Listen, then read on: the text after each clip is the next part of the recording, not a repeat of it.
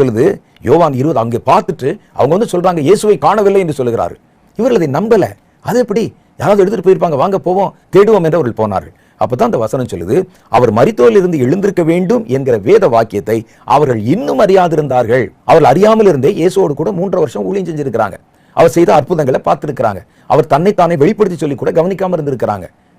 அப்ப தேவனுடைய வார்த்தையை கேட்டும் அறியாதிருக்கிறார்கள். இந்த பிரசங்கம் பண்றவங்க, ஊழியம் செய்யறவங்க, தேவனுக்கு நெருக்கமா இருக்கிறவங்களுக்கு இருக்கிற ஒரு பெரிய ஆபத்து என்ன அப்படின்னு கேட்டீங்கன்னா, வேதம் சொல்லுகிறது, அதிக கேடு உண்டாகாதபடிக்கு உங்களில் அநேகர் போதகராகாதிருங்கள்.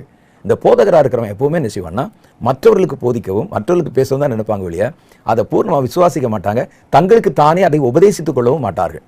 முதல்ல நல்லா இருக்கும், இப்படி பேச பேச பேச இவருக்கும் அந்த தேவனுடைய வார்த்தைக்கும் வாக்கியத்துக்கும் தன்னுடைய சொந்த வாழ்க்கைக்கு இருக்கிற அந்த தொடர்பு என்பது குறைந்து விடும்.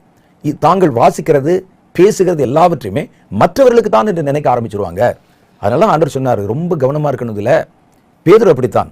இவர்கள் இயேசுக்கு ரொம்ப நெருக்கமா இருந்தாங்க, நடக்கிறதெல்லாம் பார்த்தாங்க, மற்றவர்களுக்கு நடக்குதுன்னு பார்த்தாங்க ஒழிய தங்களுடைய சொந்த வாழ்க்கை எப்படி இருக்கிறது என்பதை அவர்கள் புதுப்பித்துக் கொள்ளவும் இல்லை, அதை அவர்கள் சரிப்படுத்திக் கொள்ளவும் இல்லை.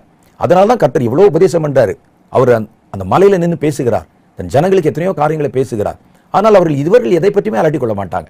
அதனால கர்த்தர் சொல்றாரு, அவரை குறித்து சொல்லப்பட்ட காரியத்தை அவர்கள் இன்னும் அவர் உயிர்த்தெழுந்த பிறகு வரைக்கும் கூட அவர்கள் அறியாதிருந்தார்கள் என்பது எத்தனை பரிதாபம் என்று யோசித்து பாருங்கள்.